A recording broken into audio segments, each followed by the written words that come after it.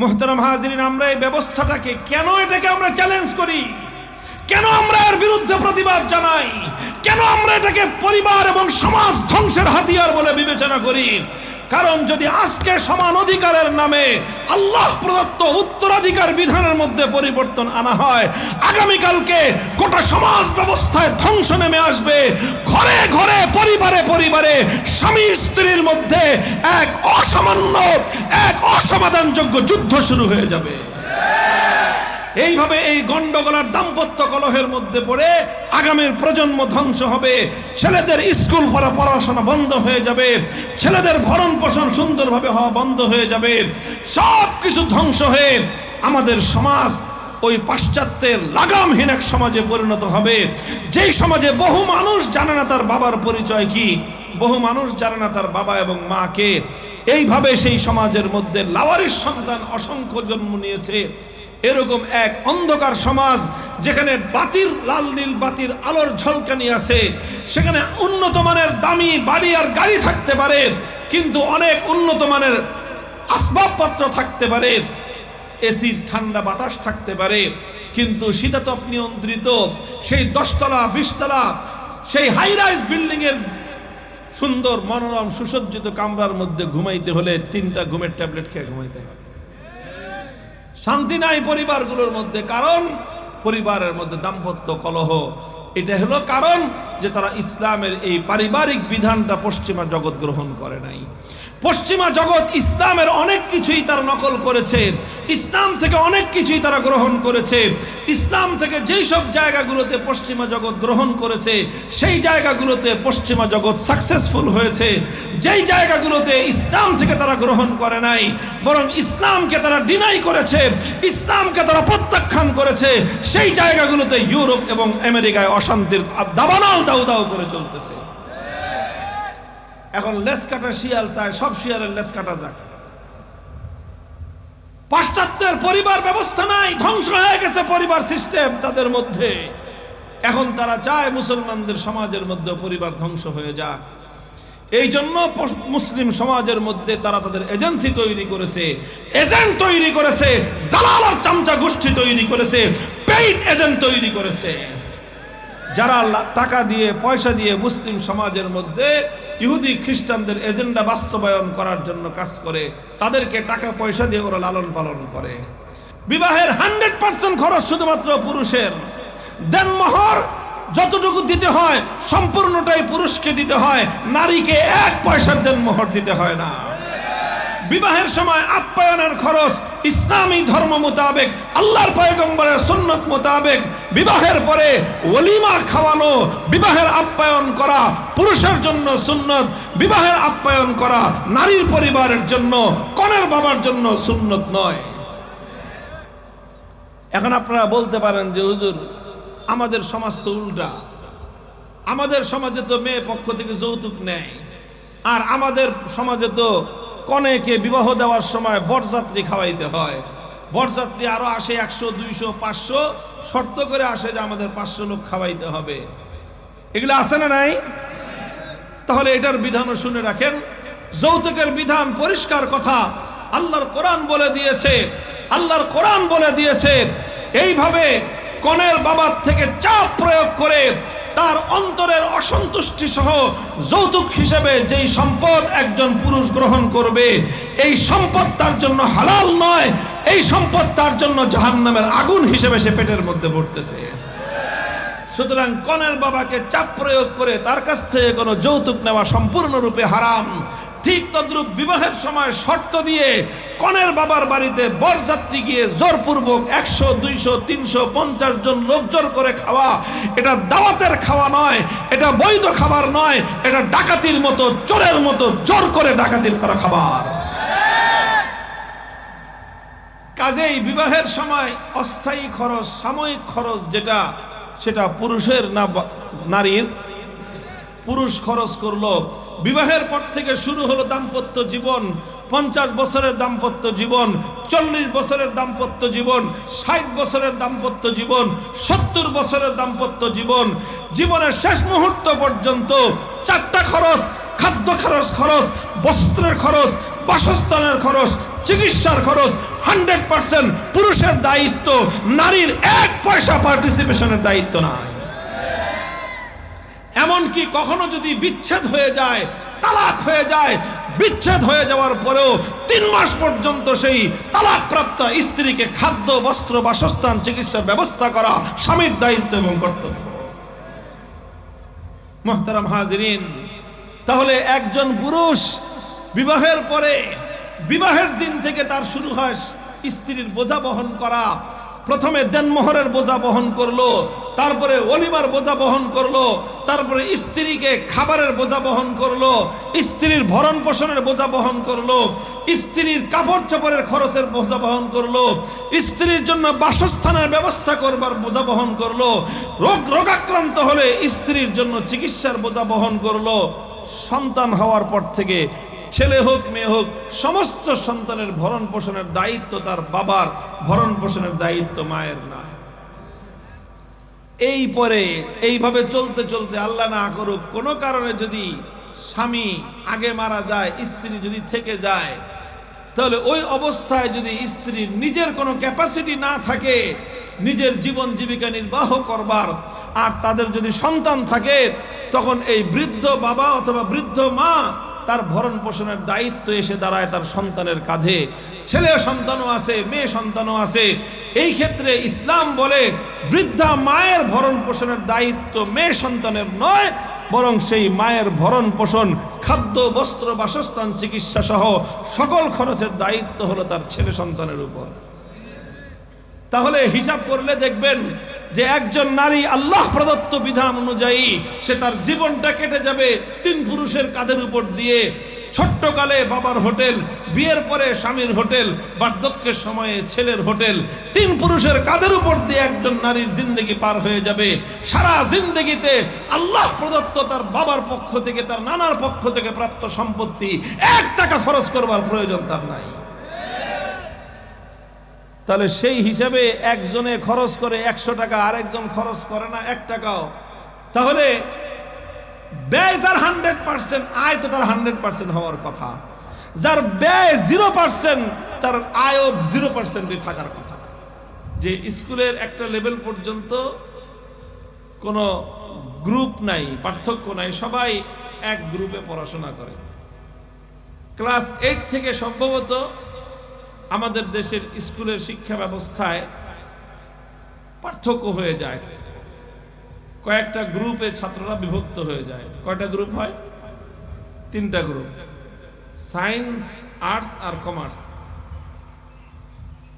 তুলনামূলকভাবে সবচেয়ে সহজ গ্রুপ হলো আর্টসের, তারপরে কমার্সের, আর সবচেয়ে কঠিন এবং সবচেয়ে জটিল হলো সায়েন্সের গ্রুপ।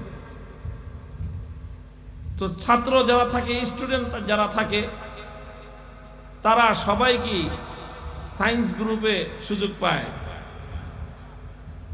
সায়েন্সে সবাই সুযোগ পায় না। সায়েন্সে সুযোগ পায় কারা? যাদের মেধা ভালো, মেধাবীরা সায়েন্সে সুযোগ পায়।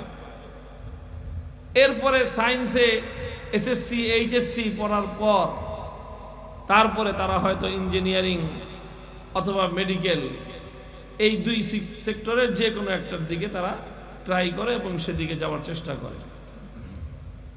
সবাই কি মেডিকেলের সুযোগ পায়? পায় না। সবাই কি বুয়েটে বা ইঞ্জিনিয়ারিং সরকারি পাবলিক বিশ্ববিদ্যালয়ে সুযোগ পায়? পায় না। কেন পায় না? কারণ তারা প্রতিযোগিতা টিকতে পারে নাই। সুতরাং এই যে সায়েন্সের গ্রুপের সবাই তো সুযোগ পায় না। সব ছাত্র, সব স্টুডেন্ট তারা সায়েন্স গ্রুপে সুযোগ পায় না।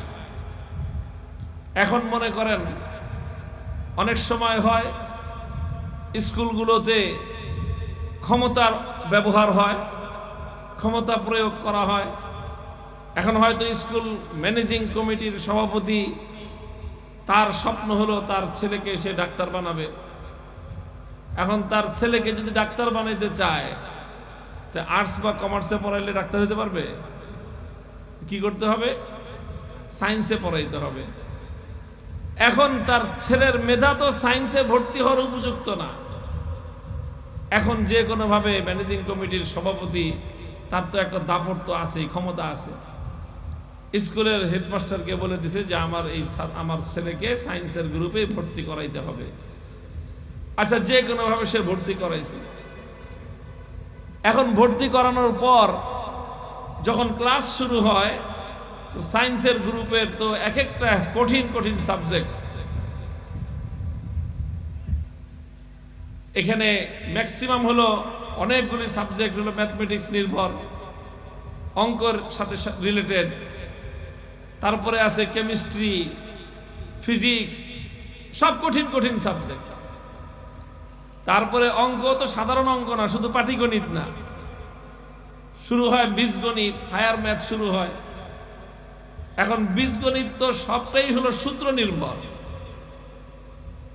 এ স্কোয়ার প্লাস বি স্কোয়ার শুরু হবে, তারপরে এ স্কোয়ার মাইনাস বি স্কোয়ার শুরু হবে, তারপরে এ প্লাস বি হোল স্কোয়ার শুরু হবে, এ মাইনাস বি হোল স্কোয়ার শুরু হবে, এ কিউব প্লাস বি কিউব, একটার পর একটা সূত্র শুরু হবে। এখন এই সূত্রগুলো যখন শুরু হয়, তো যারা মেধাবী স্টুডেন্ট তারা কিন্তু অন্য সাবজেক্টের চেয়ে এই ম্যাথমেটিক্সটা বুঝে ভালো, এটা মুখস্থ করতে হয় না, খালি কোন রকম সূত্রটা মনে রাখলেই হয়, পানির মতো তাদের কাছে মনে হয়। আর যাদের মেধায় কুলায় না, ওরা তো এ স্কোয়ার পি স্কোয়ার আর মাইনাস আর প্লাস এই প্যাচ লাগাইতে লাগাইতে কিছুই বুঝে না। এখন ওই যে ম্যানেজিং কমিটির সভাপতির ছেলে, যার মাথায় তো আসলে সেই মেধা নাই, ক্ষমতার জোরে আইসা সায়েন্সের গ্রুপে ভর্তি হয়েছে। এখন স্কুলে এক সপ্তাহ ক্লাস হওয়ার পর বাড়িতে গিয়ে বাপের কাছে অভিযোগ করছে যে আমি তো বীজগণিত পড়বো না। কেন পড়বি না? বীজগণিত আমার বুঝে আসে না। এখন ম্যানেজিং কমিটির সভাপতি আইসা স্কুলে মিটিং ডেকে সিদ্ধান্ত নিল যে আমাদের স্কুলে সায়েন্সের গ্রুপে ম্যাথমেটিক্সের ক্লাস হবে না। কেন হবে না? আমার পোলা ম্যাথমেটিক্স বুঝে না। তো আমার পোলা যেই সাবজেক্ট বুঝে না, সেই সাবজেক্ট আমি যে স্কুলের ম্যানেজিং কমিটির সভাপতি, ওই স্কুলে ওই ম্যাথমেটিক্স চলতে পারে না। যদি সে এরকম ডিসিশন দেয়, আচ্ছা বলেন তো, এই এলাকার গণ্যমান্য মানুষ, শিক্ষিত মানুষ, সুশীল মানুষ, চিন্তাশীল মানুষ, তারা কেউ ম্যানেজিং কমিটির সভাপতির এই স্বৈরাচারী ডিসিশন মানবে? তার এই সিদ্ধান্তকে তারা কেউ গ্রহণ করবে? তারা কি বলবে? আরে ভাই, তোমার ছেলে তার মেধা দুর্বল, তো তার মেধা দুর্বল বলে সে সায়েন্সের সূত্র বুঝে না, তার মেধা দুর্বলতার কারণে সে বীজগণিতের সূত্র বুঝে না। এটা তো বীজগণিতের সূত্রের দুর্বলতা নয়, বরং তোমার ছেলের মেধার দুর্বলতা। তো তোমার ছেলের মেধা যেহেতু দুর্বল, এই জন্য তোমার ছেলে সায়েন্সের গ্রুপ থেকে বাদ যাবে, সায়েন্সের গ্রুপ থেকে ম্যাথমেটিক্স বাদ যাবে না। কথাটা কি আপনাদের যুক্তিতে ধরে? আমি যে কথাটা বললাম যে সায়েন্সের একটা সাবজেক্ট বুঝে না, এই জন্য সায়েন্সের সাবজেক্টটা তো সায়েন্সের গ্রুপ থেকে বাদ যাবে না। ম্যাথমেটিক্সের সূত্র বুঝে নাই, তাই বলে সায়েন্সের গ্রুপ থেকে ম্যাথমেটিক্স বাদ যাবে না। বীজগণিতের সূত্র বুঝে নাই, তাই বলে বীজগণিত এটা সায়েন্সের গ্রুপ থেকে বাদ যাবে না। কারণ বীজগণিত যদি আজকে তুমি সায়েন্সের গ্রুপ থেকে বাদ দিয়ে দাও, তা আগামীকাল তোমার এই গ্রামে, তোমার এই পাড়ায় কোনো ইঞ্জিনিয়ার সৃষ্টি হবে না। তোমার আগামীকালকে, আগামী ভবিষ্যতে তোমার এই গ্রাম থেকে, এই স্কুল থেকে কোনো ডাক্তার তৈরি হবে না। কারণ ইঞ্জিনিয়ার, ডাক্তার এগুলো তৈরি করতে হলে, তাদেরকে পড়াইতে হলে সায়েন্স পড়াইতে হবে, এবং সায়েন্সের এই সকল জটিল জটিল সূত্রগুলো পড়েই মেধাবী শিক্ষার্থীরা তারা ইঞ্জিনিয়ার এবং ডাক্তার হওয়ার যোগ্য হবে। যদি কারো বুঝে না আসে, তাহলে সে আর্টস পড়বে। যদি কারো বুঝে না আসে, সায়েন্সের গ্রুপে সে পড়বে না, সে সহজ সাবজেক্ট পড়বে, আর্টসের গ্রুপ পড়বে। কারণ দুনিয়ার সবার সবকিছু বুঝে আসে না। মুহতারাম হাজিরিন, একটা বাস্তব কথা আমি বললাম, গভীর লক্ষ্য করে আপনারা বুঝেন জিনিসটার গভীরতা। বীজগণিতের সূত্র এ স্কয়ার প্লাস বি স্কয়ার, এটা দুনিয়ার একটা মানুষ তৈরি করেছে, দুনিয়ার কিছু মানুষ। বীজগণিতের সূত্রগুলো মানুষরাই তৈরি করেছে। অবশ্য সেই মানুষগুলো একটু অস্বাভাবিক মেধার, অসাধারণ মেধার যোগ্যতার অধিকারী ছিল। সেই মানুষগুলো অসাধারণ মেধাবী ছিল। তারা তাদের মেধার মাধ্যমে এই সূত্রগুলো তৈরি করেছে পরবর্তী ছাত্র এবং শিক্ষার্থীদেরকে জ্ঞান অর্জন করবার জন্য। মেধাবী মানুষের তৈরি করা সেই সূত্রই কিন্তু দুনিয়ার কিছু মানুষ বুঝতে পারতেছে না। তো দুনিয়ার মানুষ যদি সেই মেধাবীদের তৈরি করা সূত্র বুঝতে না পারে, এতে সূত্রের ব্যর্থতা, এতে সূত্র ভুল প্রমাণ হয় না, বরং যেই মানুষগুলো এই সূত্র বুঝতে না পারে এটা তাদের মেধার ব্যর্থতা, মেধার দুর্বলতা বলে প্রমাণ হয়। কথা ঠিক? এবার আমার একটা প্রশ্নের জবাব দেন। দুনিয়াতে এই যে যারা মেধাবী, নিউটনের মতো মেধাবী, সক্রেটিসের মতো মেধাবী, অ্যারিস্টটলের মতো যারা মেধাবী, পৃথিবীর বিখ্যাত বিখ্যাত সকল মেধাবী, এই সকল মেধাবীর মাথার মধ্যে মেধা সৃষ্টি করেছেন কে? আল্লাহ পাক রব্বুল আলামিন সকল মেধাবীদের, যারা নাকি বীজগণিতের সূত্র তৈরি করলো, যারা বিভিন্ন বৈজ্ঞানিক সূত্র আবিষ্কার করলো, মেধা দিয়ে, শ্রম দিয়ে, মেধা দিয়ে গবেষণা করে তাদের সেই মেধা তৈরি করলেন, সেই মেধা সৃষ্টি করলেন যে আল্লাহ পাক রব্বুল আলামিন। সে আল্লাহ পাক রব্বুল আলামিনের চিন্তা শক্তি, সে আল্লাহ পাক রব্বুল আলামিনের মেধার শক্তি, সে আল্লাহ পাক রব্বুল আলামিনের মানব জাতির জন্য কল্যাণ চিন্তা সারা দুনিয়ার মানুষের চেয়ে আরো কত বেশি শ্রেষ্ঠ এবং কত বেশি গভীর। আর সে আল্লাহ পাক রব্বুল আলামিন তার সকল চিন্তা সব কিছু দিয়ে আল্লাহ পাক রব্বুল আলামিন মানব জাতির জন্য সর্বোচ্চ সুন্দর জীবন ব্যবস্থা দিয়েছেন তার মহাগ্রন্থ আল কোরআনে কারীমের মাধ্যমে। কিন্তু কথা ওই জায়গায় কোরআনের সূত্র কিছু মানুষের বুঝে আসে না। কোরআনের সূত্র যে সবার বুঝে আসবে এটা তো হয় না রে ভাই। সবাই তো সায়েন্সের সূত্র বুঝে না। সব ছাত্র কি সায়েন্সের সূত্র বুঝে? সব ছাত্র কি বীজগণিতের সূত্র বুঝে? তো সব ছাত্র যেরকম বীজগণিতের সূত্র বুঝে না, সকলে সেরকম আল কোরআনের সূত্র বুঝতে পারবে না।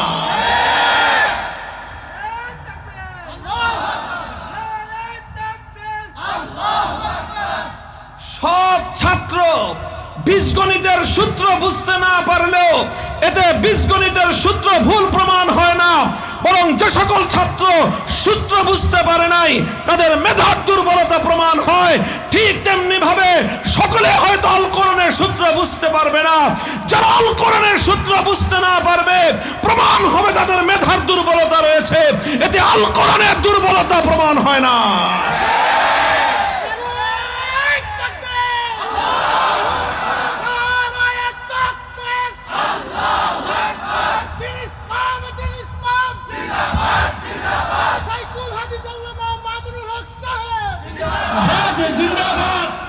মুহতারাম হাজিরিন, এটা আমার কথার ভূমিকা।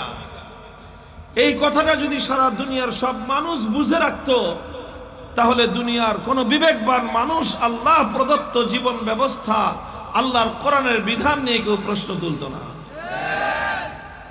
আল্লাহর কোরআনের বিধান নিয়ে যারা প্রশ্ন তুলে, এটা তাদের মানসিক সুস্থতার প্রতি মানুষকে সন্দিহান করার একটা লক্ষণ। মানসিকভাবে কোন সুস্থ মানুষ আল্লাহর কোরআনের কোন বিধান নিয়ে প্রশ্ন তুলতে পারে না।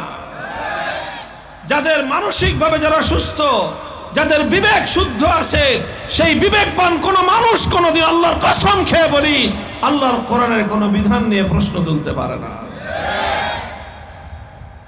আল্লাহ পাক রব্বুল আলামিন মানব জাতির জন্য যেই বিধান দিয়েছেন, সেই বিধানের মধ্যেই মানুষের কল্যাণ রয়েছে। আল্লাহ মানুষের জন্য যেই বিধান দিয়েছেন, সেই বিধানের মধ্যেই বাবার কল্যাণ, মায়ের কল্যাণ, সন্তানের কল্যাণ, ভাইয়ের কল্যাণ, বোনের কল্যাণ, तमाम পৃথিবীর সমস্ত মানুষের কল্যাণ আল্লাহর কোরআনের বিধানের মধ্যে। আল্লাহর কোরআন যেই বিধান দিয়েছে, সেই বিধানের মধ্যে ব্যক্তির কল্যাণ, পরিবারের কল্যাণ, সমাজের কল্যাণ, রাষ্ট্রের কল্যাণ, সারা পৃথিবীর সমস্ত মানুষের কল্যাণ সর্বোচ্চভাবে নিহিত রয়েছে আল্লাহর কোরআন এবং ইসলামের বিধানের মধ্যে। কিন্তু দুর্ভাগ্যজনকভাবে আজ আমরা এমন একটা পরিস্থিতির সম্মুখীন যে কিছু মানুষের আল্লাহর কোরআনের একটা বিষয় বুঝে আসে নাই, বাস তারা সঙ্গে সঙ্গে দাবি উত্থাপন করে বসে যে কোরআনের এই বিধানটা পরিবর্তন করা দরকার, কোরআনের এই বিধানটা পরিবর্তন করা দরকার। নাউজুবিল্লাহি মিন যালিক।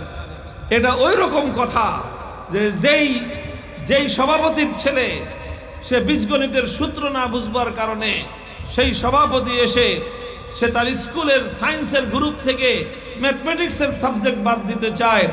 ওর পোলা যেরকম গর্দব, ওর বাপ আরো বড় গর্দব। তোমার পোলা বুঝে না, তোমার পোলার ব্যর্থতা, এটা সায়েন্সের ব্যর্থতা নয়। আমরা সে কথা বলি যারা আল্লাহর কোরআনের বিধানের বিরুদ্ধে কথা বলে। কত বড় কথা, কত ভয়ঙ্কর কথা এই বাংলাদেশটায় বসে বলে। এরপরে আবার তাদের বিরুদ্ধে কেউ কথা বললে কিছু মানুষের আবার বিবেকে বাধে। তারা বলে যে সমাজের মধ্যে নারী পুরুষের মধ্যে বৈষম্যের সবচেয়ে বড় কারণ হলো ধর্মীয় বিধান। নাউজুবিল্লাহি মিন যালিক। যে ইসলামের বিধানের কারণে, আল্লাহর কোরআনের উত্তরাধিকারের আইনের কারণে, পারিবারিক আইনের কারণে, ইসলামিক পারিবারিক আইনের কারণে নাকি নারী পুরুষের মধ্যে বৈষম্যের ব্যবস্থা হয়েছে। নারীর প্রতি সকল অবিচার, অন্যায়, জুলুম, এটা নাকি ধর্মীয় বিধানের কারণে। এর চেয়ে বড় অন্যায় কথা, এর চেয়ে বড় ফালতু কথা পৃথিবীতে আর কিছুই হতে পারে না। কেন তারা এই কথা বলেছে? কারণ তারা আল্লাহর কোরআনের সূত্র বুঝতে পারে। তো কোরআনের সূত্র তুমি বুঝতে পারো নাই, এতে তোমার মেধার দুর্বলতা প্রমাণ হয় যে তোমার মতো গর্দভ গাধাদেরকে দিয়ে কমিশন গঠন করাটাই ছিল সবচেয়ে বড় বোকামি এবং ভুল। কাজেই এই ধরনের মেধাহীন মানুষ দিয়ে কোনোদিন কোন জাতির উন্নয়নের সুপারিশনামা আসতে পারে না। মুহতারাম হাজিরিন, এই পয়েন্টে কয়েকটা কথা আমি বলবো, লম্বা আলোচনা নয়। যে এই যে সর্বশেষ বাংলাদেশের আলেম সমাজ যে বিষয়টা নিয়ে সোচ্চার হলো, আমরা সবাই কথা বলতেছি আমরা। এই গত 19 এপ্রিলের ঘটনা, আজকে হলো কত তারিখ? 9 তারিখ মে মাসের। এই 20 দিন আগের কথা, 19 এপ্রিল নারী বিষয়ক কমিশন, তাদেরকে বলা হয়েছে বাংলাদেশের নারীদের উন্নতির জন্য কি কি করা দরকার তোমরা একটা সুপারিশ দাও। তারা সুপারিশ দিছে কি? তাদের সুপারিশের প্রথম মূল পয়েন্টটাই হলো এই যে নারী পুরুষের মধ্যে বৈষম্য আছে, আর এই বৈষম্যের কারণ হলো কোরআনের বিধান। নাউজুবিল্লাহি মিন যালিক। অথচ আল্লাহর কোরআন দুনিয়াতে নাজিল হয়েছে যে সকল লক্ষ্য এবং উদ্দেশ্য হাসিল করার জন্য। আল্লাহর পয়গম্বর দুনিয়াতে আগমন করেছেন যে উদ্দেশ্য হাসিল করার জন্য। মানব জাতির মধ্যে যে জিনিসটা বাস্তবায়ন করার জন্য ইসলাম দুনিয়াতে এসেছে, আল্লাহর কোরআন এসেছে, তার মধ্যে অন্যতম একটা মৌলিক উদ্দেশ্যই হলো মানুষের মধ্যে ইনসাফ কায়েম করা। দুনিয়াতে আল্লাহর কোরআন এসেছে ইনসাফ কায়েম করার জন্য। দুনিয়াতে ইসলাম এসেছে দুনিয়াতে ইসলাম এসেছে মানুষের মধ্যে বৈষম্য দূর করার জন্য।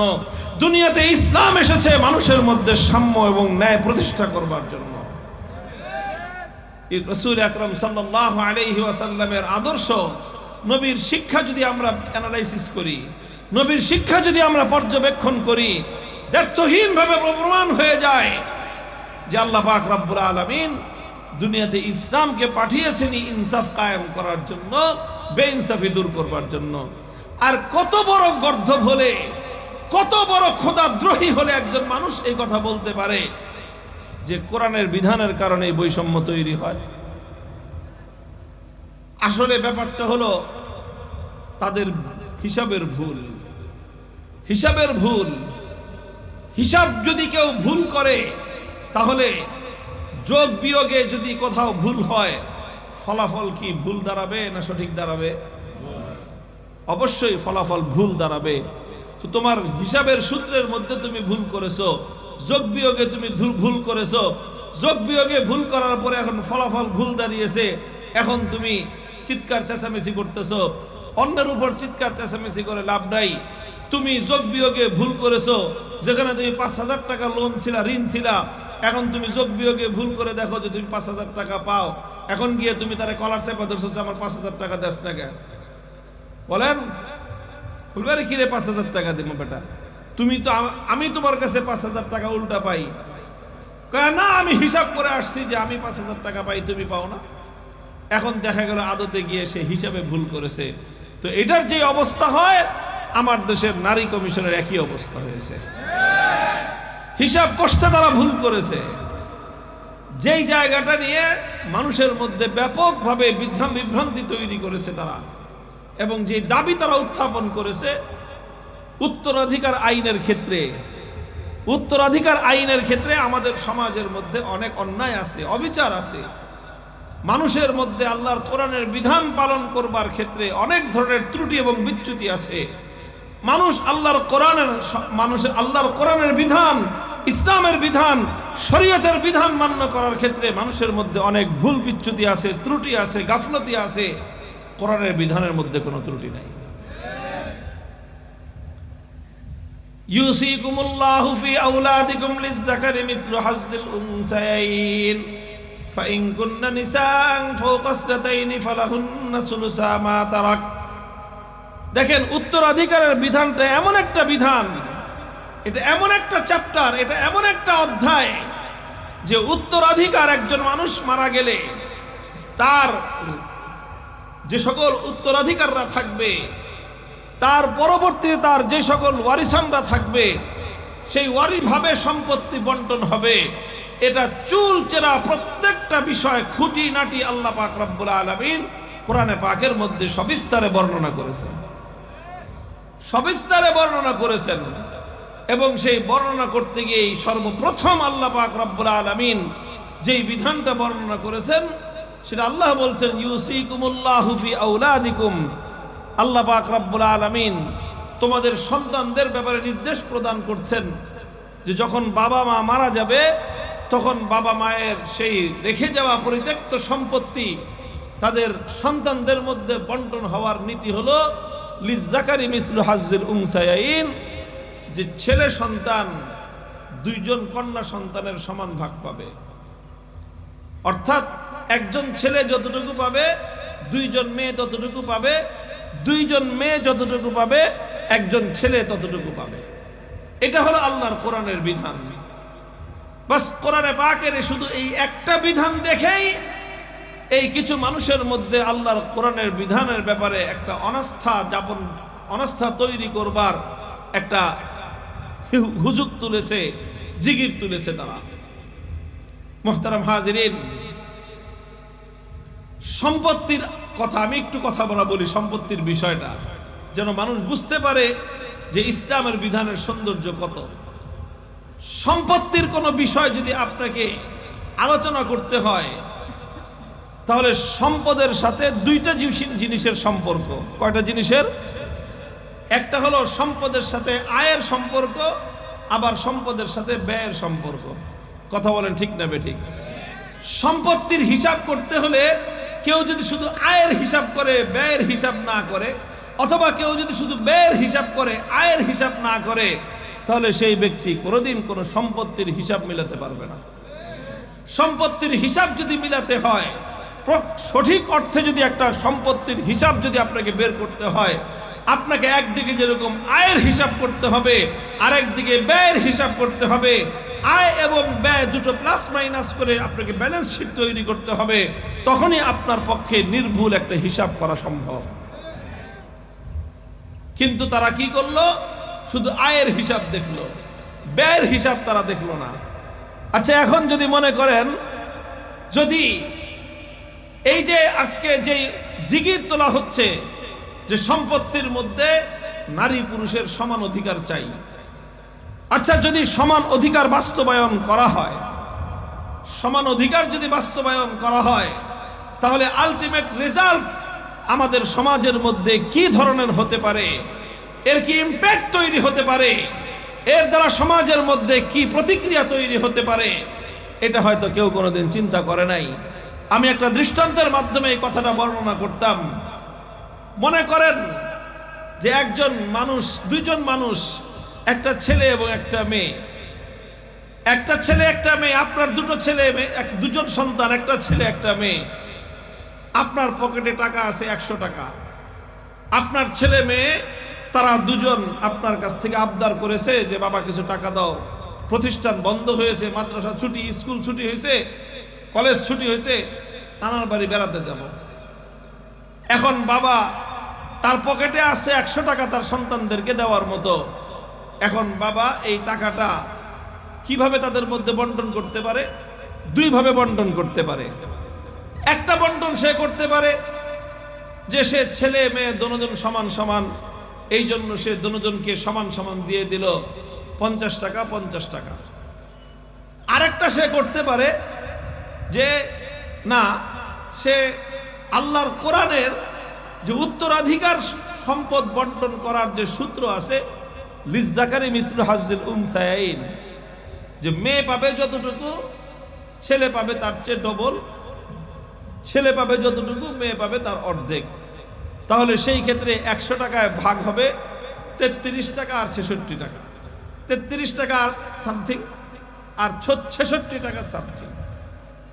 আচ্ছা, এই দুইভাবে ভাগ করতে পারে।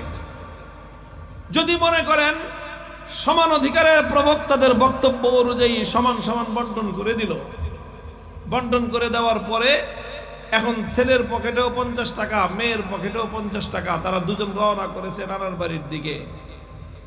রওনা হওয়ার পরে প্রথমেই বাড়ি থেকে বাস স্ট্যান্ড পর্যন্ত রিকশায় যেতে হবে।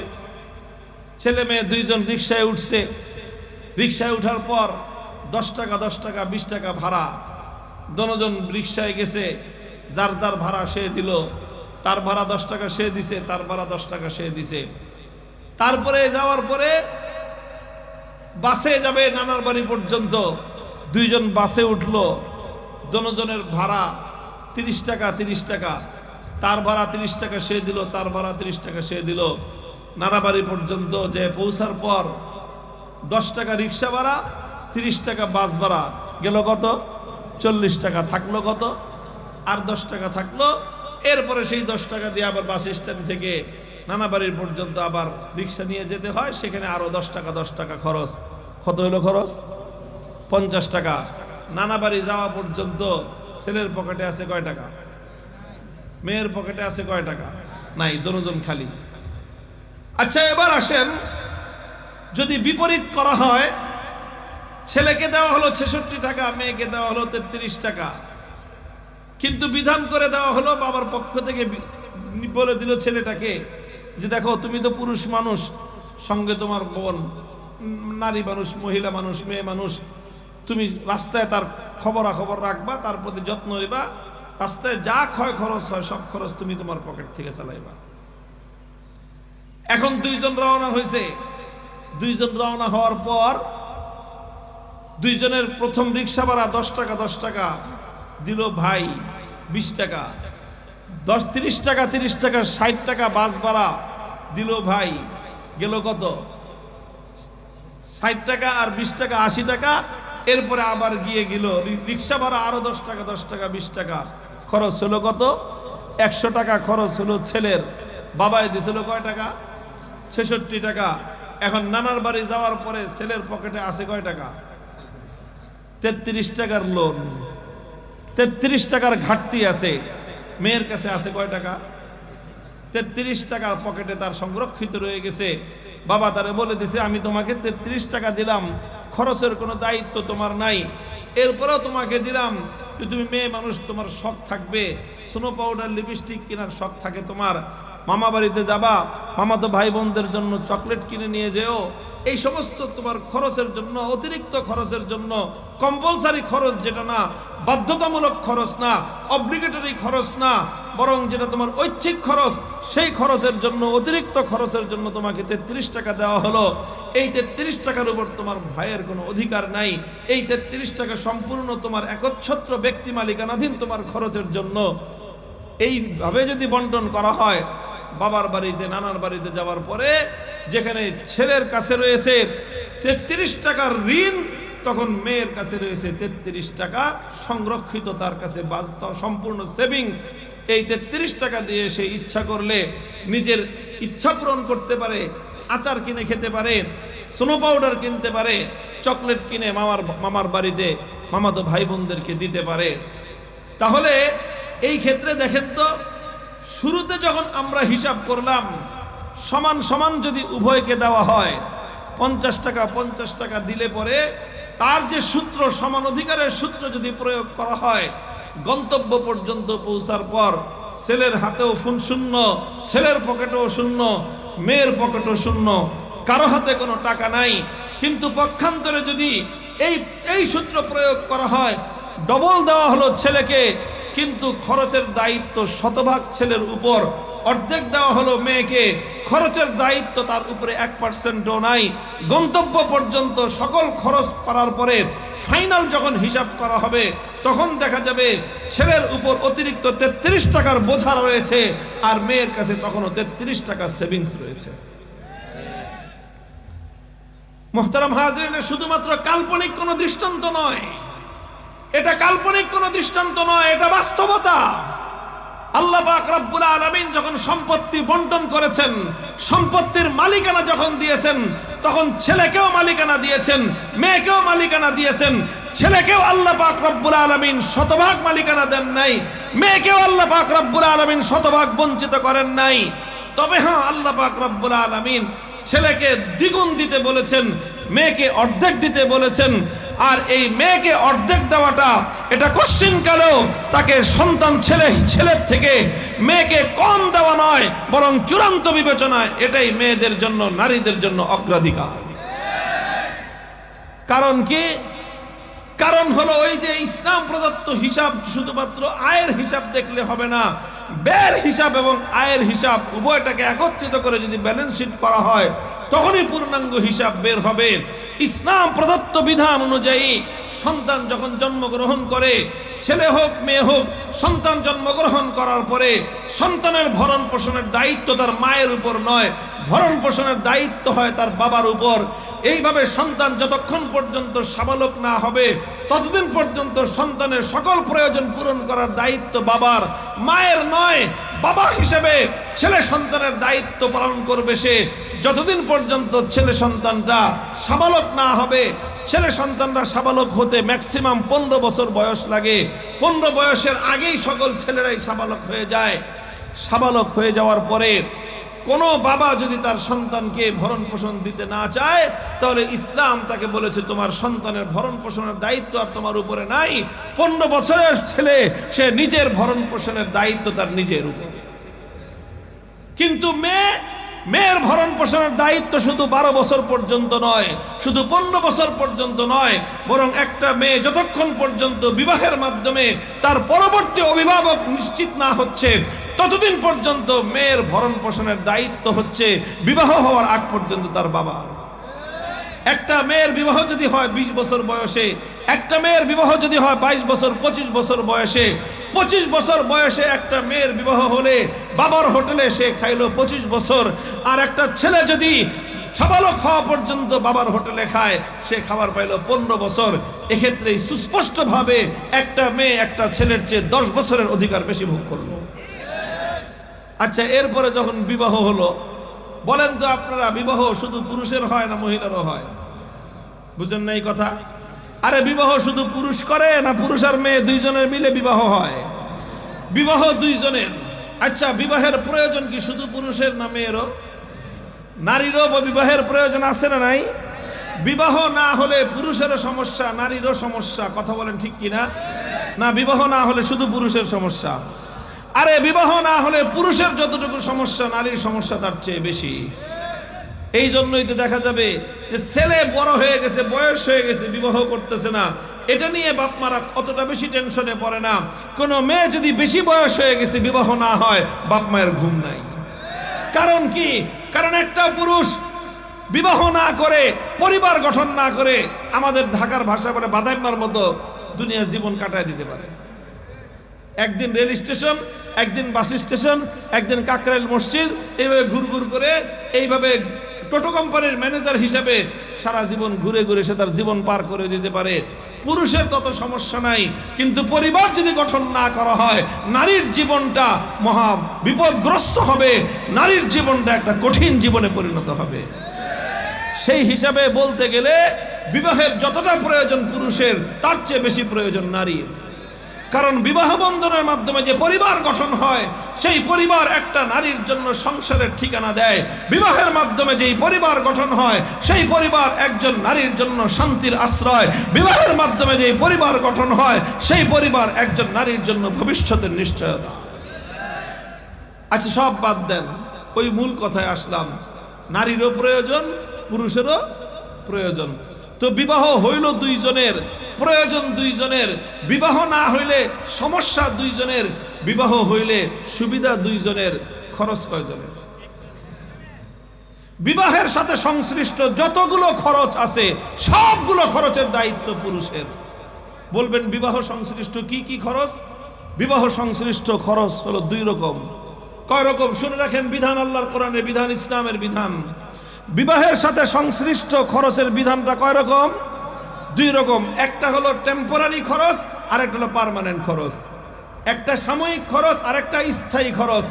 সাময়িক খরচ কি? সাময়িক খরচ আবার দুইটা। একটা সাময়িক খরচ হলো দেনমোহরের খরচ, আরেকটা খরচ হলো আপ্যায়নের খরচ। বিবাহ করলে আপ্যায়ন করতে হয়, বিবাহ করলে মানুষকে খাওয়াইতে হয়। এটা সুন্নত, আল্লাহর দ্বীনের বিধান, নবীর সুন্নত, ইসলামের বিধান। বিবাহের ক্ষেত্রে অস্থায়ী খরচ হলো দুইটা। একটা হলো দেনমোহরের খরচ, আরেকটা খরচ হলো আপ্যায়নের খরচ। আর দুই নম্বর খরচ হলো বিবাহের স্থায়ী খরচ, সারা জীবনের খরচ। ভাতের খরচ, কাপড়ের খরচ, বাসস্থানের খরচ, চিকিৎসার খরচ। খাদ্য, বস্ত্র, বাসস্থান, চিকিৎসা, এই চারটা মৌলিক খরচ, ভরণ পোষণের খরচ। তাহলে অস্থায়ী খরচ কয়টা? কয়টা? দুইটা। কি কি? দেনমোহর আর আপ্যায়ন। স্থায়ী খরচ কয়টা? চারটা। খাদ্য, বস্ত্র, বাসস্থান, চিকিৎসা, এই চারটা খরচ। বিবাহ কয়জনের ছিল? বিবাহের সুবিধা কয়জনের? বিবাহ না হলে সমস্যা কয়জনের? বিবাহের খরচ কয়জনের? বিবাহের 100% খরচ শুধুমাত্র পুরুষের। দেনমোহর যতটুকু দিতে হয় সম্পূর্ণটাই পুরুষকে দিতে হয়, নারীকে 1 পয়সার দেনমোহর দিতে হয় না। বিবাহের সময় আপ্যায়নের খরচ ইসলামী ধর্ম মোতাবেক, আল্লাহর পয়গম্বরের সুন্নত মোতাবেক বিবাহের পরে ওলিমা খাওয়ানো, বিবাহের আপ্যায়ন করা পুরুষের জন্য সুন্নত। বিবাহের আপ্যায়ন করা নারীর পরিবারের জন্য, কনের বাবার জন্য সুন্নত নয়। এখন আপনারা বলতে পারেন যে হুজুর, আমাদের সমাজ তো উল্টা। আমাদের সমাজে তো মেয়ে পক্ষ থেকে যৌতুক নেয়, আর আমাদের সমাজে তো কনেকে বিবাহ দেওয়ার সময় বরযাত্রী খাওয়াইতে হয়। বরযাত্রী আরো আসে 100, 200, 500 শর্ত করে আসে যে আমাদের 500 লোক খাওয়াইতে হবে। এগুলো আছে না নাই? তাহলে এটার বিধানও শুনে রাখেন। যৌতুকের বিধান পরিষ্কার কথা, আল্লাহর কোরআন বলে দিয়েছে। আল্লাহর কোরআন বলে দিয়েছে এইভাবে কনের বাবার থেকে চাপ প্রয়োগ করে তার অন্তরের অসন্তুষ্টি সহ যৌতুক হিসেবে যেই সম্পদ একজন পুরুষ গ্রহণ করবে, এই সম্পদ তার জন্য হালাল নয়। এই সম্পদ তার জন্য জাহান্নামের আগুন হিসেবে সে পেটের মধ্যে পড়তেছে। সুতরাং কনের বাবাকে চাপ প্রয়োগ করে তার কাছ থেকে কোনো যৌতুক নেওয়া সম্পূর্ণরূপে হারাম। ঠিক তদ্রূপ বিবাহের সময় শর্ত দিয়ে কনের বাবার বাড়িতে বরযাত্রী গিয়ে জোরপূর্বক 100, 200, 350 জন লোক জোর করে খাওয়া, এটা দাওয়াতের খাওয়া নয়, এটা বৈধ খাবার নয়, এটা ডাকাতির মতো, চোরের মতো জোর করে ডাকাতির করা খাবার। কাজেই বিবাহের সময় অস্থায়ী খরচ, সাময়িক খরচ যেটা, সেটা পুরুষের না নারীর? পুরুষ খরচ করলো। বিবাহের পর থেকে শুরু হলো দাম্পত্য জীবন। 50 বছরের দাম্পত্য জীবন, 40 বছরের দাম্পত্য জীবন, 60 বছরের দাম্পত্য জীবন, 70 বছরের দাম্পত্য জীবন। জীবনের শেষ মুহূর্ত পর্যন্ত 4টা খরচ: খাদ্য খরচ, বস্ত্রের খরচ, বাসস্থানের খরচ, চিকিৎসার খরচ 100% পুরুষের দায়িত্ব। নারীর 1 পয়সা পার্টিসিপেশনের দায়িত্ব নাই। এমনকি কখনো যদি বিচ্ছেদ হয়ে যায়, তালাক হয়ে যায়, বিচ্ছেদ হয়ে যাওয়ার পরেও 3 মাস পর্যন্ত সেই তালাকপ্রাপ্ত স্ত্রীকে খাদ্য, বস্ত্র, বাসস্থান, চিকিৎসার ব্যবস্থা করা স্বামীর দায়িত্ব এবং কর্তব্য। মুহতারাম হাজিরিন, তাহলে একজন পুরুষ বিবাহের পরে, বিবাহের দিন থেকে তার শুরু হয় স্ত্রীর বোঝা বহন করা। প্রথমে দেনমোহরের বোঝা বহন করলো, তারপরে ওলিমার বোঝা বহন করলো, তারপরে স্ত্রীকে খাবারের বোঝা বহন করলো, স্ত্রীর ভরণ পোষণের বোঝা বহন করলো, স্ত্রীর কাপড় চোপড়ের খরচের বোঝা বহন করলো, স্ত্রীর জন্য বাসস্থানের ব্যবস্থা করবার বোঝা বহন করলো, রোগাক্রান্ত হলে স্ত্রীর জন্য চিকিৎসার বোঝা বহন করলো। সন্তান হওয়ার পর থেকে ছেলে হোক মেয়ে হোক, সমস্ত সন্তানের ভরণ পোষণের দায়িত্ব তার বাবার, ভরণ পোষণের দায়িত্ব মায়ের না। এই পরে এইভাবে চলতে চলতে আল্লাহ না করুক কোনো কারণে যদি স্বামী আগে মারা যায়, স্ত্রী যদি থেকে যায়, তাহলে ওই অবস্থায় যদি স্ত্রীর নিজের কোনো ক্যাপাসিটি না থাকে নিজের জীবন জীবিকা নির্বাহ করবার, আর তাদের যদি সন্তান থাকে, তখন এই বৃদ্ধ বাবা অথবা বৃদ্ধ মা তার ভরণ পোষণের দায়িত্ব এসে দাঁড়ায় তার সন্তানের কাঁধে। ছেলে সন্তানও আছে, মেয়ে সন্তানও আছে। এই ক্ষেত্রে ইসলাম বলে বৃদ্ধা মায়ের ভরণ পোষণের দায়িত্ব মেয়ে সন্তানের নয়, বরং সেই মায়ের ভরণ পোষণ, খাদ্য, বস্ত্র, বাসস্থান, চিকিৎসা সহ সকল খরচের দায়িত্ব হলো তার ছেলে সন্তানের উপর। তাহলে হিসাব করলে দেখবেন যে একজন নারী আল্লাহ প্রদত্ত বিধান অনুযায়ী সে তার জীবনটা কেটে যাবে 3 পুরুষের কাঁধের উপর দিয়ে। ছোট্টকালে বাবার হোটেল, বিয়ের পরে স্বামীর হোটেল, বার্ধক্যের সময়ে ছেলের হোটেল, 3 পুরুষের কাঁধের উপর দিয়ে একজন নারীর জিন্দেগি পার হয়ে যাবে।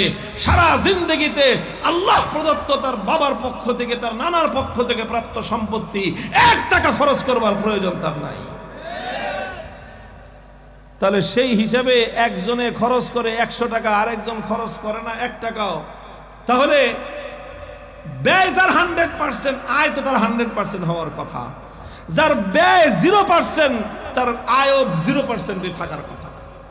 এটা হলো যুক্তির কথা, এটাই হলো যুক্তির কথা যে খরচ যেহেতু আমি 100% করব, আমি খরচ 100 টাকা করব, তো 100 টাকা থেকে 10 টাকা তুই কিনে নিবি।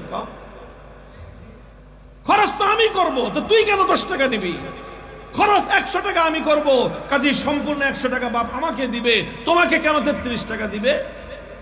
যদি সমান অধিকারের কথা বলো, যদি সমান হিসাবের কথা বলো, আয় এবং ব্যয়ের হিসাব করে চূড়ান্ত বিবেচনায় সমান অধিকারের হিসাব করতে গেলে 100% শতভাগ সম্পত্তির মালিকানা পুরুষ পায়। সমান অধিকারের হিসাব করতে গেলে নারী 1 টাকাও পায় না। আর যদি বলো যে না, সমান অধিকার হবে, নারী অর্ধেক পাবে, পুরুষও অর্ধেক পাবে, তাহলে আয়ের হিসাব যদি আল্লাহটা বদলায় দাও, ব্যয়ের হিসাব ও ইসলামেরটা বদলে যাবে।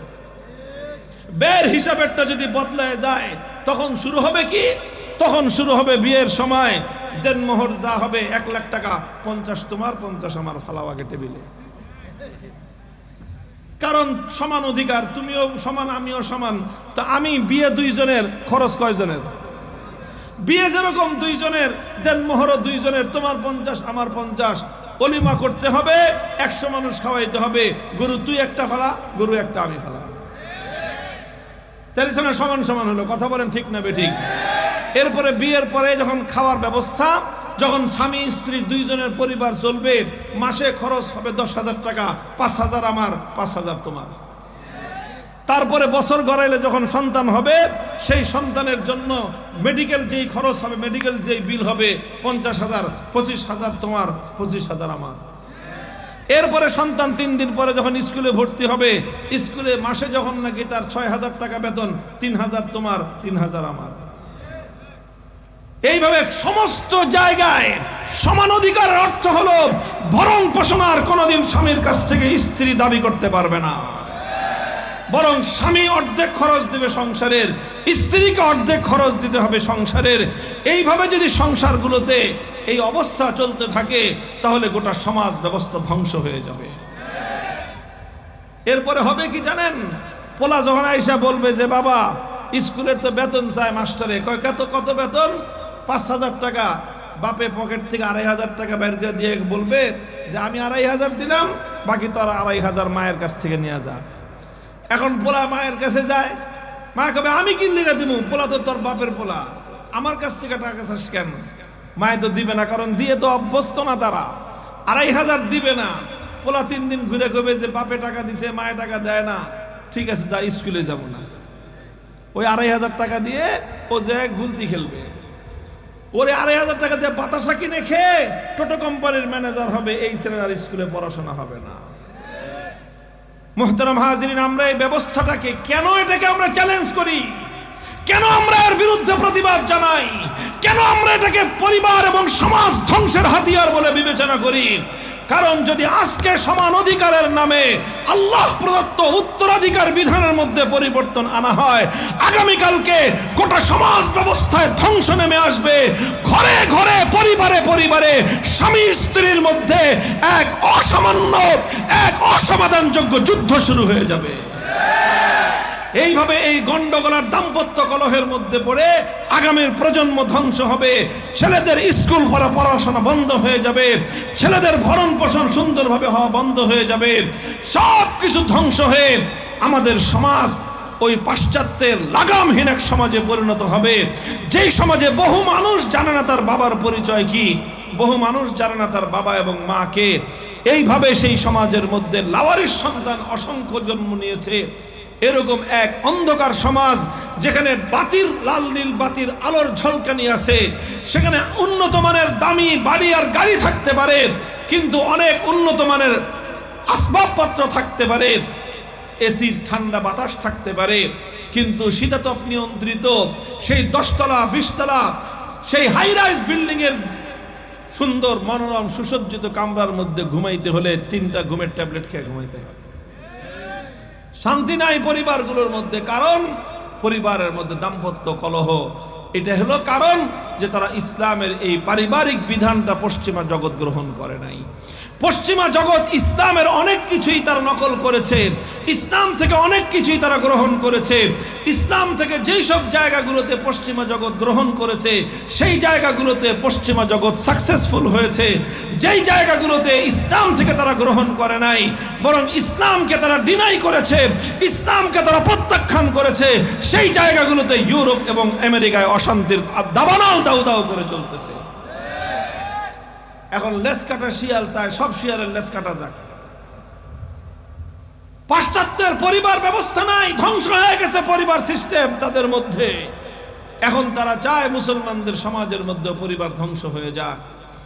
এই জন্য মুসলিম সমাজের মধ্যে তারা তাদের এজেন্সি তৈরি করেছে, এজেন্ট তৈরি করেছে, দালাল আর চামচা গোষ্ঠী তৈরি করেছে, পেইড এজেন্ট তৈরি করেছে, যারা টাকা দিয়ে পয়সা দিয়ে মুসলিম সমাজের মধ্যে ইহুদি খ্রিস্টানদের এজেন্ডা বাস্তবায়ন করার জন্য কাজ করে। তাদেরকে টাকা পয়সা দিয়ে ওরা লালন পালন করে। ওরা চায় মুসলিম সমাজের মধ্যে সুন্দর চমৎকার চলমান এই বিধানটাকে ধ্বংস করে দিতে। মুহতারাম হাজিরিন, কথা আর আমি আর লম্বা করব না। এই জায়গাটায় শুধু একটা কথা মনে রাখবেন, আল্লাহ প্রদত্ত এই বিধানের মধ্যে আমরা মুসলমানরা কিছু ত্রুটি করেছি বলেই আজকে আমাদের উপর পশ্চিমা জগৎ আল্লাহর কোরআনের বিরুদ্ধে আমাদের ঘরের কিছু সন্তানদেরকে দিয়ে কোরআন বিরোধী আইন বাস্তবায়ন করবার প্রস্তাব দেওয়ার মতো এই দুঃসাহস তারা দেখিয়েছে। এর কারণ আমাদের মুসলমানদের মধ্যে আমরা কিছু ত্রুটি করি। বলবেন হুজুর কি ত্রুটি করি? আমরা ত্রুটি করি আল্লাহ প্রদত্ত বাবার সম্পত্তির মধ্যে, মায়ের সম্পত্তির মধ্যে ছেলে এবং মেয়ের যে ন্যায্য অধিকার ছিল, আমরা পুরুষরা আমাদের মেয়েদেরকে, আমরা ভাইয়েরা আমাদের বোনদেরকে তাদের প্রাপ্য অধিকারটুকু দেই না। আল্লাহ পাক রব্বুল আলামিন যে তাদের জন্য অর্ধেক দিয়েছেন, সেই অর্ধেকটা তো তাদেরকে দিবেন। সেই অর্ধেকটা অধিকাংশ আমাদের সমাজের মধ্যে এমন একটা অবস্থা দাঁড়িয়েছে যে সেই বাবার বাড়ির সম্পত্তি বোনদেরকে দেওয়াটা, এটা অধিকাংশ ক্ষেত্রে ভাইয়েরা মনে করে যে আকাশের মাথার উপর যেন পাহাড় চেপে বসেছে। তারা মনে করে যেন, মনে হয় এরকম যে তার পকেটের টাকা, কামাই করা টাকা বোনকে দিতে হচ্ছে, অথচ তোমার পকেটের কামাই করা টাকা তো তোমার বোনকে দিতে বলা হয় নাই। তোমার বাবা যেই টাকা কামাই করে রেখে গিয়েছেন, যেই সম্পত্তি রেখে গিয়েছেন, সেই সম্পত্তিতে তুমি বাবা ভাই হিসেবে তুমি ডবল পাবা, বোন হিসেবে সে সিঙ্গেল অংশ পাবে। বোনের সিঙ্গেল অংশ বোনকে দিয়ে দাও, ভাইয়ের ডবল অংশ ভাইকে দিয়ে নিয়ে নাও। কোনোদিন তাহলে এই নারীরা আর বৈষম্যের এবং অন্যায় অবিচারের শিকার হবে না। দেয় অনেকে আছে, দেয় আবার কিভাবে দেয় জানেন? উন্নত ভালো দামি জমি যেগুলি আছে এগুলো সব ভাইরা রেখে দেয়, আর ওই ক্ষেতের ডোবা এবং নালার জায়গা জমি ওগুলি বোনদেরকে দিয়ে দেয়, যেখানে কোনোদিন মানুষ যেতে পারবে না। এটা অন্যায়। বরং ইসলামের বিধান হলো পূর্ণ সম্পত্তিকে তুমি আগে ভ্যালুয়েশন করবা, মূল্যমান নির্ধারণ করো। সহজ সিস্টেম হলো এটা, মূল্যমান নির্ধারণ করো। বাড়ির জমি তুমি রাখতে চাও, বাড়ির জমির দাম ধরো, বাড়ির উঁচু জমি ভিটা জমি এটার দাম কাঠা প্রতি বা শতাংশ প্রতি 5 লক্ষ টাকা, আর ক্ষেতের জমি নালা ডোবা জমি ওটা শতাংশ প্রতি দাম হলো মাত্র 30,000 টাকা। তুমি এই 5 লক্ষ টাকার জমি 30,000 টাকার জমির সাথে সমান সমান করে তুমি রেখে দিলা 5 লাখ টাকা কাঠা মূল্যের জমি, আর বোনকে দিয়ে দিলা 30,000 টাকার কাঠার জমি, বললা যে তোমাকে দিয়ে দিছি অর্ধেক, তুমি ওখান থেকে ক্ষেত থেকে নিয়ে নাও। এটা কোশ্চিন কালো ইনসাফ হলো না। এই জায়গাটাতে বৈষম্য হয়ে গেল, বেইনসাফি হয়ে গেল। আল্লাহ থেকে, আল্লাহর পক্ষিকার ছিল তোমার বোন, তুমি তোমার বোনকে সেই অধিকার থেকে বঞ্চিত করে তুমি সম্পত্তির মালিক হলা। তোমার এই সম্পত্তি জুলুমের সম্পত্তি, তোমার এই সম্পত্তি অবৈধ সম্পত্তি, তোমার এই সম্পত্তি অত্যাচারের সম্পত্তি, তোমার এই সম্পত্তি বোনের চোখের পানির সম্পত্তি। এই সম্পত্তিতে বসবাস করে তোমার সন্তানদের জন্য কোনোদিন কল্যাণ তুমি বয়ে আনতে পারবে না। মুহতারাম হাজিরিন, এই জন্য আমাদের কর্তব্য হলো দুটোই। আমাদের কর্তব্য হলো সব জায়গাতে ইসলাম যে অধিকার দিয়েছে নারীকে, সেই অধিকার বাস্তবায়ন নিশ্চিত করো। নতুন করে ইসলামের কোনো বিধানকে চ্যালেঞ্জ করতে আইসো না। ইসলামের বিধানকে যদি চ্যালেঞ্জ করতে আসো, সমাজ বিপর্যয় ঘটবে, সমাজে বিপর্যয় ঘটবে, পরিবার ব্যবস্থা বিপন্ন হবে, সমাজ ব্যবস্থা বিপন্ন হবে, আগামী প্রজন্ম ধ্বংস হয়ে যাবে। আল্লাহ পাক রব্বুল আলামিন আমাদের সকলকে বুঝবার তৌফিক দান করেন। মুহতারাম হাজরিন, কিছু কথা আমি এলোমেলো বললাম। আমার মূল কথা ছিল একটাই, সবাই সব কথা বুঝে আসবে এটা কোনো জরুরি না। দুনিয়ার সব কথা সবার বুঝে আসে না। যতটুকু যৎসামান্য আমি দু একটা তথ্য দিলাম, যুক্তির আলোকে কথা বললাম এবং বাস্তবতার আলোকে অভিজ্ঞতার কথা, ভবিষ্যৎ শঙ্কার কথা আমি তুলে ধরলাম। এগুলো হলো কথার কথা। মূল কথা হলো এই যে মানুষের জন্য কোনটা কল্যাণ হবে, মানুষের জন্য কোনটা অকল্যাণ হবে, এটা মানুষের চেয়ে মানুষের সৃষ্টিকর্তা অনেক বেশি বুঝে। কাজেই সৃষ্টিকর্তা যেই বিধান দিয়েছেন, আল্লাহ পাক রব্বুল আলামিন ইসলামের মধ্যে যেই বিধান দিয়েছেন, আল্লাহর কোরআনের মধ্যে আল্লাহ পাক রব্বুল আলামিন যেই বিধান দিয়েছেন, সেই বিধানকে আমরা সর্বান্তকরণে মেনে নিব এবং সেই বিধানকে আমরা বাস্তবায়ন করার জন্য চেষ্টা করব ইনশাআল্লাহ। যদি আমরা আমাদের সমাজে, আমাদের পরিবারে, আমাদের ব্যক্তি জীবনে, ঘরে বাইরে সব জায়গায় যদি আমরা আল্লাহর কোরআনের বিধানকে বাস্তবায়ন করতে পারি, ইনশাআল্লাহ মুসলমানদের এই যে পতন অবস্থা এটা থাকবে না। মুসলমানরা আবার মাথা উঁচু করে দাঁড়াবে, সারা দুনিয়াতে আবার ইসলামের দিন ফিরে আসবে, সোনালী যুগ ফিরে আসবে, ইসলাম আবার সারা দুনিয়াকে শাসন করবে ইনশাআল্লাহ। আল্লাহ পাক রব্বুল আলামিন আমাদেরকে সেই সোনালী দিন দেখার তৌফিক দান করেন। আল্লাহ পাক রব্বুল আলামিন মুসলিম জাতিকে এই পাশ্চাত্যের ইসলাম বিরোধী ষড়যন্ত্রের জাতাকল থেকে মুক্ত রাখুন। ষড়যন্ত্রের জালকে আল্লাহ ছিন্ন করে মুসলমানদেরকে আবার কোরআন সুন্নাহর সত্যিকার সঠিক পথে ফিরে আসার তৌফিক আল্লাহ পাক দান করেন। ওয়া আখিরু দাওয়ানা আলহামদুলিল্লাহি রাব্বিল আলামিন। আসসালামু আলাইকুম ওয়া রাহমাতুল্লাহ।